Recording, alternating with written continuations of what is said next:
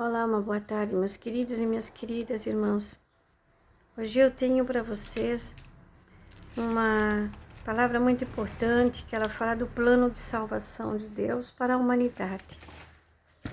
Nós sabemos que a humanidade, ela vive numa condição muito precária, onde a falta da presença de Deus em nossas vidas transforma o mundo num pecado muito grande, onde, na realidade, a qualidade e as situações que as pessoas estão vivendo, algumas estão vivendo fora do extremo da salvação.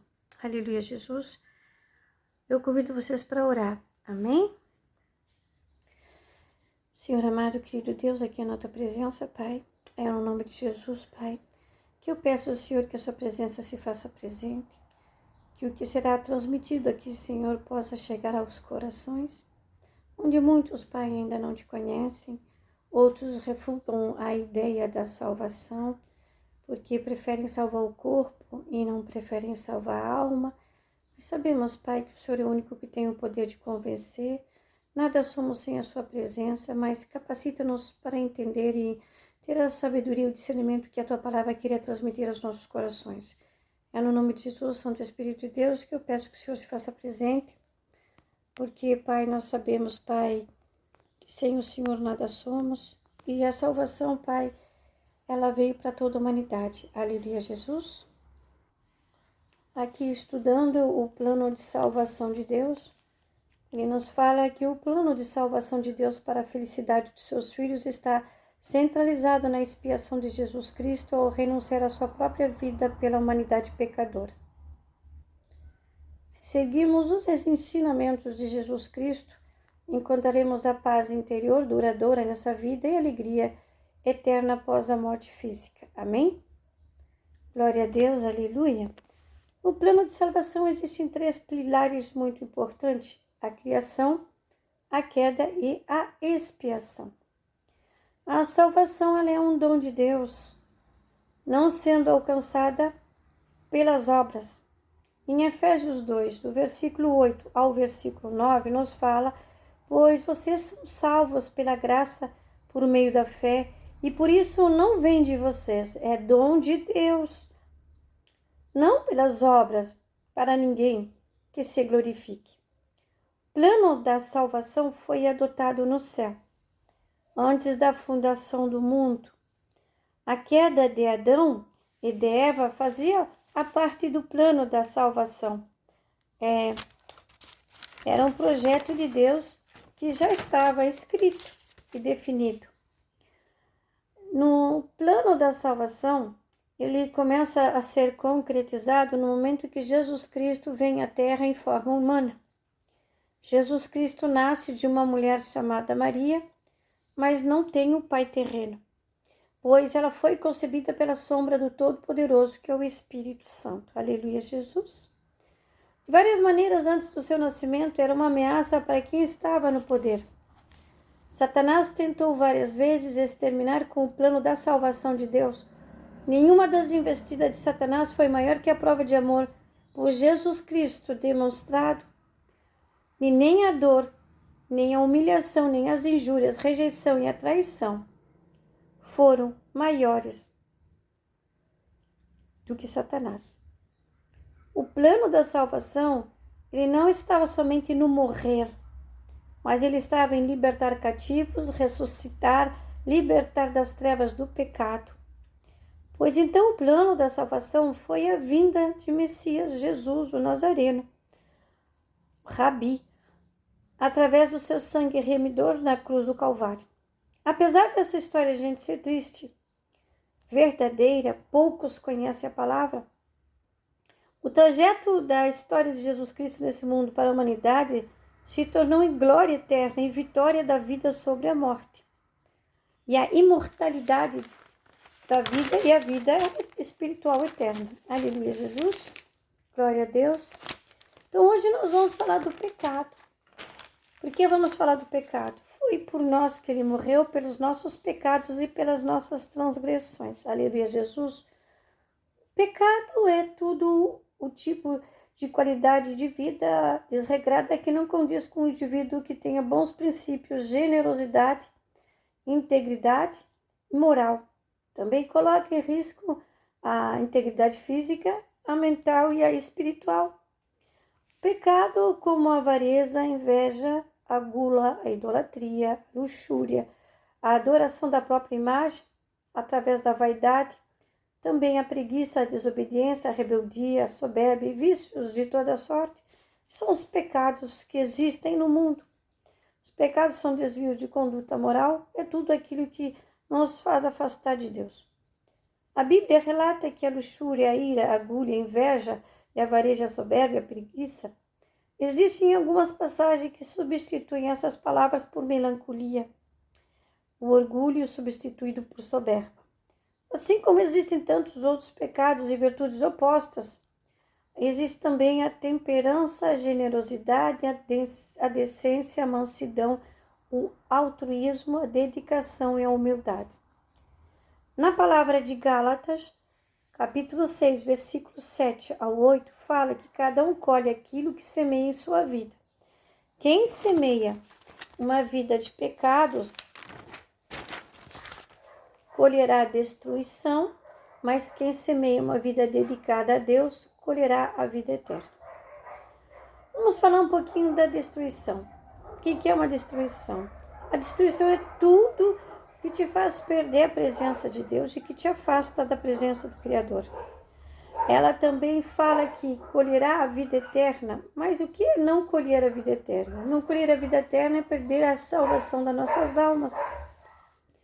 Nós sabemos que a lei da semeadura ela não faz distinção em raça, gênero, credo, idade e sexo. Ela atinge todos os níveis e não pode ser manipulada, porque lei é lei e as leis de Deus são sábias. O pecado, ele jaz no mundo, gente, onde existe a maldade, onde o inimigo vem para matar, para roubar e destruir famílias inteiras.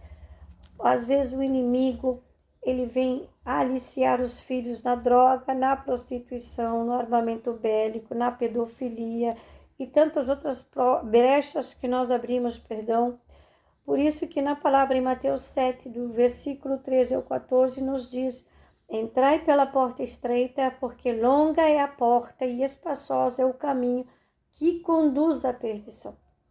Muitos são os que entram por ela. E porque estreita é a porta e apertada é o caminho que leva à vida, e poucos há que a encontrem. Então, o que quer dizer?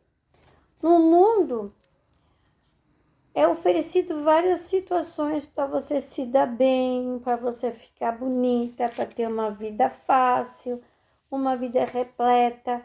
Porém, às vezes nós tomamos algumas decisões em nossas vidas que comprometem com a nossa liberdade de ir e de vir. A liberdade de ter uma vida saudável e independente. Muitos de nós nos comprometemos e perdemos a liberdade de ir e de vir e, lamentavelmente, a justiça ela existe.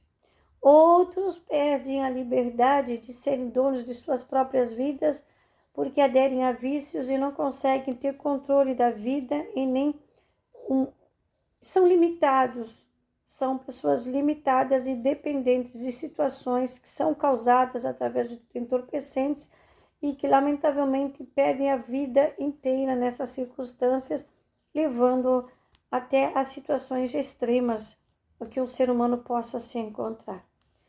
Nós sabemos que no mundo inteiro existe a facilidade de obter certas coisas, mas sabemos também que um caminho reto é como você ensinar uma criança, e essa criança ela é obediente, essa criança você ensina valores, virtudes, para criar eles dentro dos limites demarcados por Deus.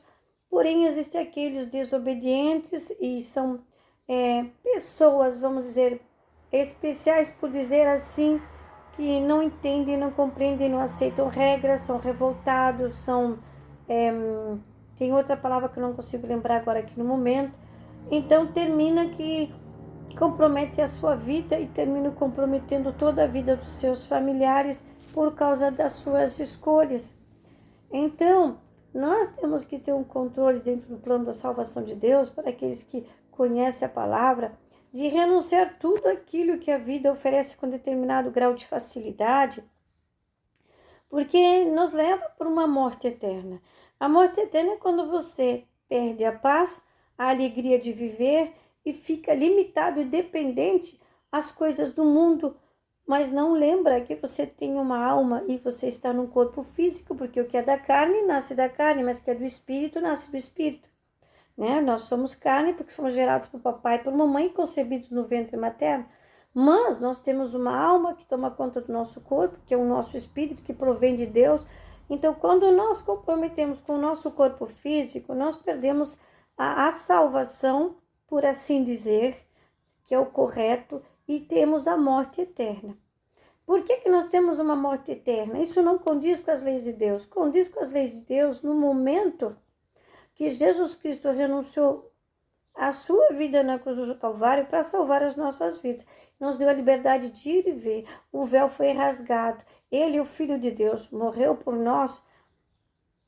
E foi por nós que ele renunciou à sua própria existência. E ele vive, ele está vivo, ele vive na eternidade. O Espírito Santo de Deus é o Filho de Deus vivo, o Deus poderoso, o Senhor dos Exércitos. Então, o que nós devemos de entender? Você quer encontrar paz interior e duradoura na tua vida? E alegria eterna após a morte física? Então, nós temos que ter alguns términos de viver com a vida de dignidade para podermos viver os sonhos que Deus tem para nós da salvação. Amém? Nós sabemos que a busca contínua, né, da felicidade, ela existe na vida física, mas nós somos considerados o sal da terra. Nós somos um corpo de carne, mas nós também somos espíritos encarnados. Então, o que acontece? Como é que a gente consegue entender e compreender que nós somos sal da terra? Quando nós temos moderação, ponderação perante a todas as nossas escolhas, as nossas atitudes, aquilo que nós alimentamos, o que nós acreditamos, o que nós vivenciamos, aquilo que Jesus viveu por nós, passou por nós. Então, a partir do momento que nós aprendemos que esses princípios, né, que expõem com a nossa própria integridade, coloca também, muitas vezes, a falta da dosagem correta em risco até a nossa vida física e moral. Porque tudo que é demais faz mal, tudo que é de menos faz mal. A vida consiste num equilíbrio, onde temos um corpo, uma mente, um coração e uma alma. Aleluia, Jesus. O que eu quero passar para vocês? O plano de salvação de Jesus para todos nós foi encontrarmos a paz e uma vida eterna na presença do Senhor. Então, como que nós, no momento, estamos perdidos, desviados do caminho do Senhor, e nós precisamos, ou foi tocado para encontrar Jesus? O primeiro passo, gente, para que a gente possa ter a sabedoria e maturidade espiritual para encontrar Jesus, é buscar na palavra versículos edificantes que nos deem o entendimento e a razão de procurar viver uma vida com Cristo. O que é viver uma vida com Cristo? Em primeiro lugar, nós devemos aceitar Jesus Cristo em nossas vidas como nosso Salvador. Quando a gente está na frente de uma situação onde a gente vê que uma pessoa está precisando da palavra, de um abraço, do consolo, o Espírito Santo toca em você e diz assim para você, pergunta para o meu filho se ele aceita Jesus Cristo como seu remidor e seu salvador. Aleluia, Jesus. Se a pessoa tem a coerência, foi tocada e viu em você alguma coisa diferenciada, ela vai aceitar sim Jesus Cristo como seu salvador e seu remidor. Mas o que é necessário para aceitar Jesus Cristo como seu salvador e seu remidor? É necessário ter um coração disposto a aceitar. Porque muitas pessoas aceitam Jesus como seu remidor e seu salvador, mas têm os corações ainda embrutecidos, endurecidos de pedra. Pessoas orgulhosas, pessoas que se convertem, mas não adquirem o conhecimento, a sabedoria do que seguir uma vida cristã. Uma vida cristã não somente fala dos 10 mandamentos, mas ela fala muito da integridade moral, sermos exemplos de Jesus Cristo, seguir a mansuetude, o perdão, a misericórdia, tudo aquilo que ele veio passar para nós obtermos o plano de salvação para a vida eterna. A confissão dos pecados e reconhecer que somos pecadores é um segundo passo muito importante que mexe muito com o brio masculino, o brio feminino, daqueles que ainda não entenderam o plano de salvação de Jesus. Não existe, gente, um cristão que não se arrependa dos pecados. O arrependimento dos pecados indica a aceitação do laço de amor eterno, sim, com Jesus Cristo em nossas vidas. A oração de confissão é a que nos liberta do rancor, da raiva, da ira, dos sentimentos que a gente tem de ruim no passado, do mal que a gente fez, que a gente tem consciência, daquelas coisas que a gente não pôde evitar, que a gente ainda não tem consciência. Nós sabemos que no momento que nós renunciamos à vida, no pecado, e nos convertemos e passamos a ter uma vida decentemente. O que é uma vida decente? Além de trabalhar, estudar e ter uma vida cristã no estudo da palavra, é uma vida num caminho reto, onde o foco é Jesus Cristo. Ele veio por amor, ele veio com amor, morreu com amor por amor à humanidade, né? Deus criou o mundo e teve planos de salvação, porém, o Senhor dos Exércitos teve, vamos dizer, uma desilusão muito grande com a humanidade pecadora e desviada, promíscua, libertinagem.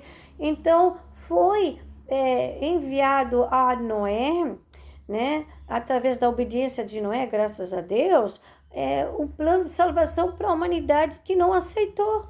Foram anos de construção de arca, foram anos de pregação que ele falava que o mundo ia sofrer um dilúvio e que a arca estava para salvar a humanidade. Ninguém acreditou, tratavam ele de louco. Aleluia, Jesus.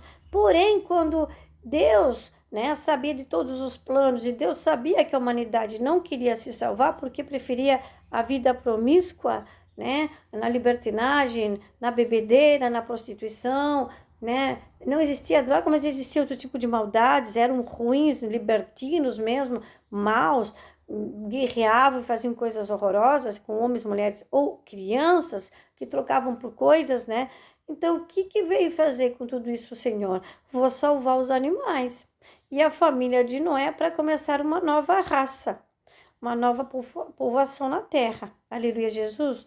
Sabemos que Noé, dentro do contexto de salvação, ele teve um problema com um dos filhos dele. Aleluia, Jesus.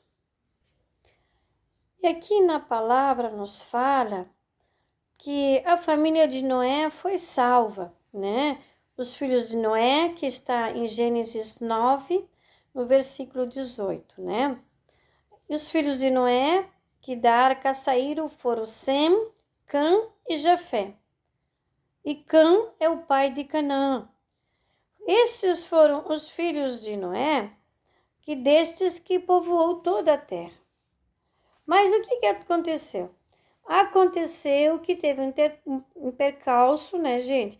Que Noé começou a povoar a terra, a lavrar e plantou uma vinha com as sementes de uva que ele tinha trazido. Bebeu vinho, se embriagou, ficou nu no meio da tenda. E viu Cã, o pai de Canaã, a nudez do seu pai, e contou a ambos seus irmãos do lado de fora. Então, tomaram Sem e Jafé uma capa e puseram-se sobre ambos os seus ombros e, indo, virados para trás, cobriram a nudez do seu pai e os seus rostos estavam virados de maneira que não viram a nudez do seu pai. Despertou Noé da sua embriaguez e soube que o seu filho mais novo lhe fizera. E disse, maldito seja Canaã, servo dos servos seja aos seus irmãos.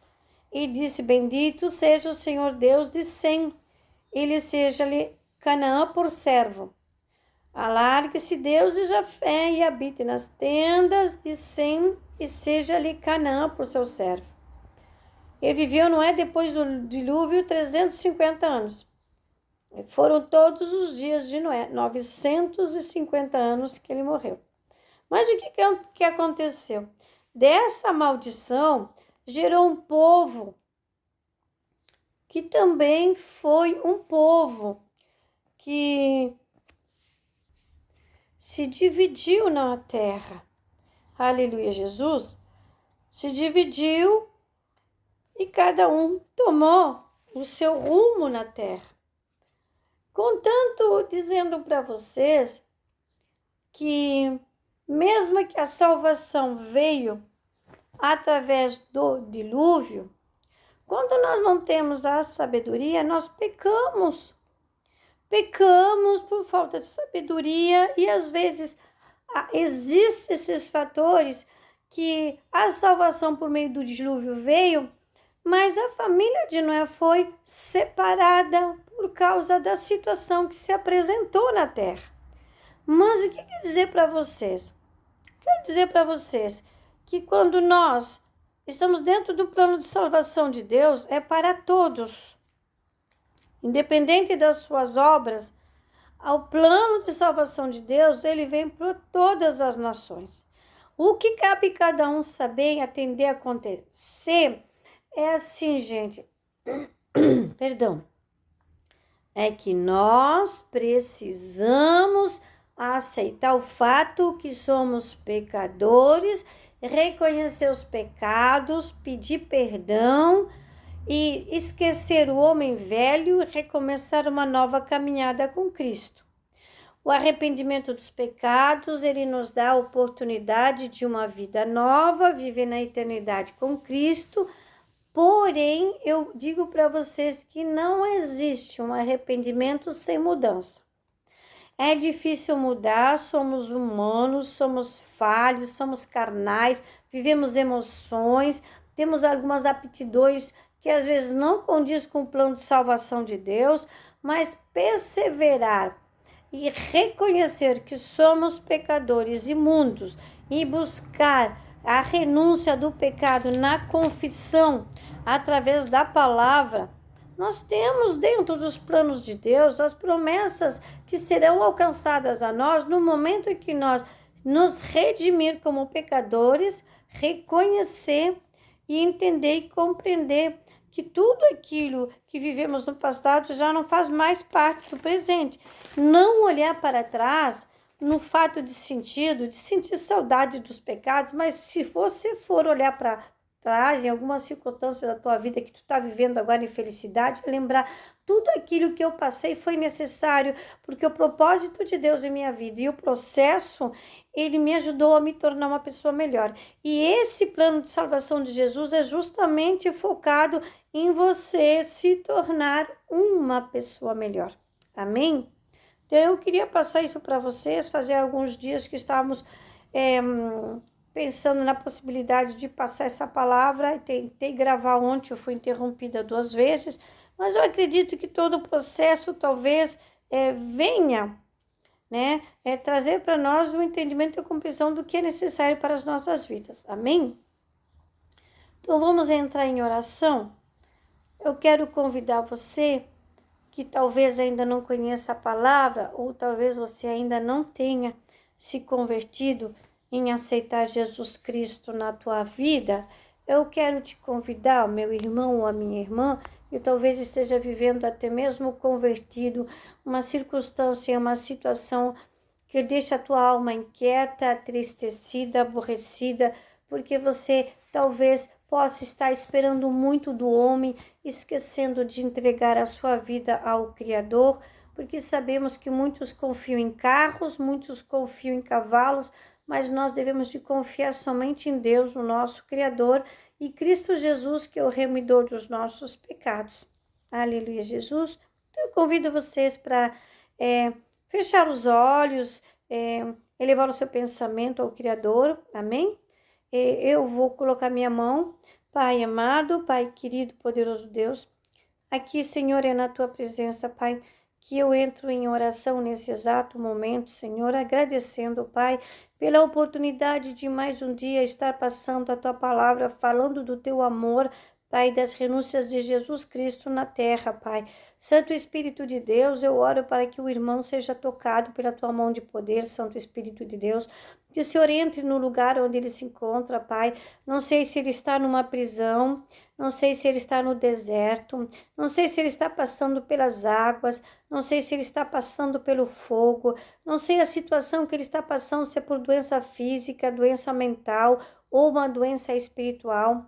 Mas, Pai amado, Pai querido, através do Teu Filho Jesus Cristo, morreu na cruz pelo Calvário, Senhor, para redimir as nossas dores, nossas enfermidades, os nossos pecados, Pai, tornando-nos livres, Senhor, para viver na Sua presença, derramando o Seu sangue precioso, Senhor.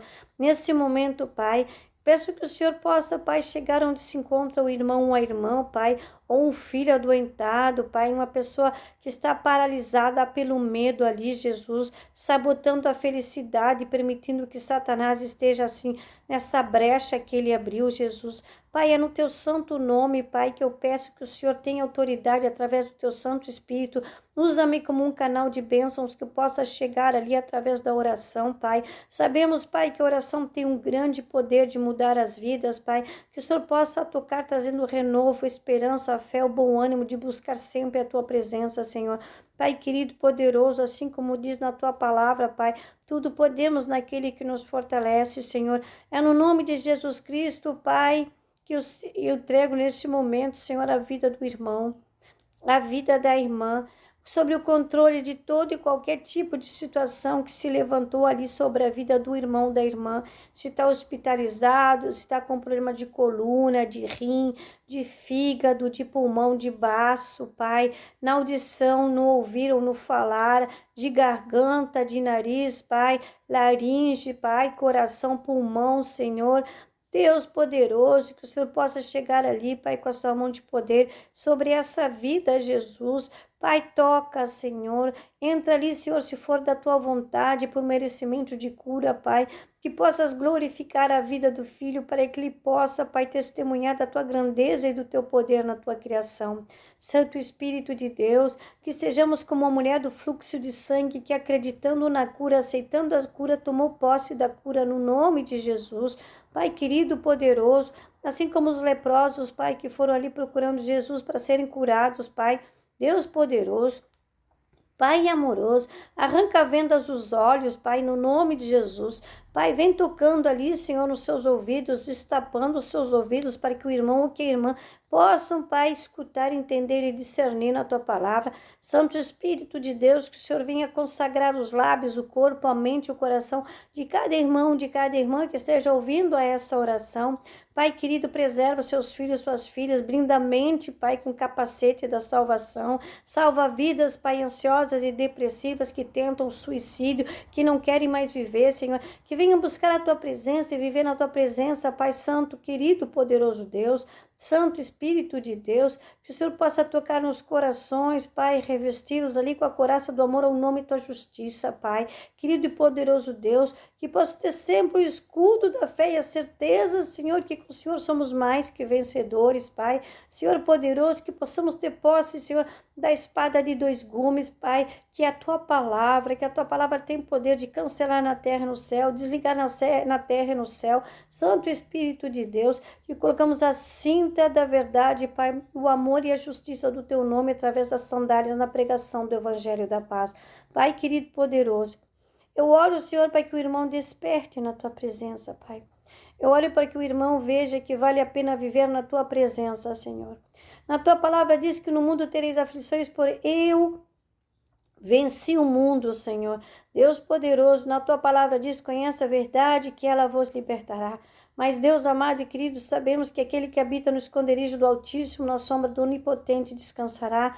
Entrego a vida de cada um dos meus irmãos aqui nas Tuas mãos, nossos filhos e filhas de longe e de perto, a nossa família inteira, Pai, o nome e o sobrenome de cada um dos nossos familiares de longe e de perto, cada descendente, Pai querido e poderoso, que toda maldição seja quebrada, cortada, desligada na terra e no céu, que o levante do inimigo se torne inoperante no nome de Jesus Cristo, nosso Senhor.